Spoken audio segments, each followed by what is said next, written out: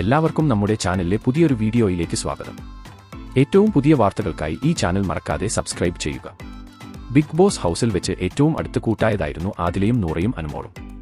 ഇവരുടെ ഈ ഫ്രണ്ട്ഷിപ്പിനെ വളരെ ഏറെ ആഘോഷമാക്കിയതും ഇവരുടെ ആരാധകരാണ്. അതുകൊണ്ട് തന്നെ അവർ ബിഗ് ബോസ് ഹൗസിലേതുപോലെ ഒരുമിച്ച് വരുന്നത് കാണാൻ കാത്തിരിക്കുകയാണ് ഇവരുടെ ആരാധകർ.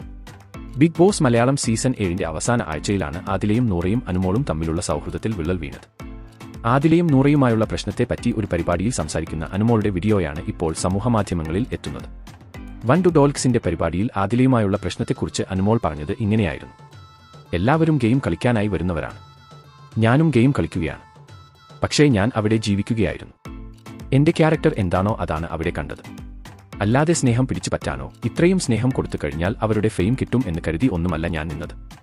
എന്റെ ഒരു നെഗറ്റീവ് എന്ന് പറഞ്ഞാൽ ഞാൻ ആരുമായെങ്കിലും വഴക്കുണ്ടാക്കി കഴിഞ്ഞാൽ പിന്നെ ഞാൻ അവരോട് സോറി പറയാനോ ഒന്നും പോകാറില്ല. എന്റെ സ്റ്റാൻഡിൽ ഞാൻ ഉറച്ചു നിൽക്കും. അവിടെ എനിക്ക് ആദ്യം ശൈത്യ ആയിട്ടായിരുന്നു കൂട്ട്. ശൈത്യ പോയി കഴിഞ്ഞ് ആദിലയും നൂറയുമായും കൂട്ടായി. എന്നാലും നമ്മൾ കൊടുക്കുന്ന സ്നേഹം, ഞാൻ കൊടുത്ത സ്നേഹം എനിക്ക് തിരിച്ചു കിട്ടിയിട്ടില്ല എന്ന് എനിക്ക് പിന്നെ ഒരു സമയത്ത് മനസ്സിലായി. പക്ഷേ അവരുടെ അടുത്ത് ഇപ്പോഴും ഇഷ്ടം മാത്രമാണ് എനിക്ക്. പിണക്കമൊന്നുമില്ല, അനുമോൾ പറഞ്ഞു. ബിഗ് ബോസ് 7ാം സീസണിൽ PR വിവാദം. ബിഗ് ബോസ് ഹൗസിനകത്തും പുറത്തും വലിയ അലയൊലി സൃഷ്ടിച്ചിരുന്നു. ഫിനാലെ വീക്കിൽ എവിക്റ്റ് ആവുന്നതിന് മുൻപ് ആദില വെളിപ്പെടുത്തിയ കാര്യങ്ങളാണ് അനുമോളുമായുള്ള ബന്ധം വഷളാക്കിയത്. അനുമോൾ തനിക്ക് ഒരു നമ്പർ നൽകിയതായും ഇതിൽ വിളിച്ച് അക്ബറിനെതിരെ പ്രവർത്തിക്കാൻ പറയണം എന്ന് പറഞ്ഞതായുമെല്ലാമാണ് ആദില വെളിപ്പെടുത്തിയത്. എന്നാൽ ആദിലയുടെ ആരോപണങ്ങൾ എല്ലാം അനുമോൾ നിഷേധിച്ചു.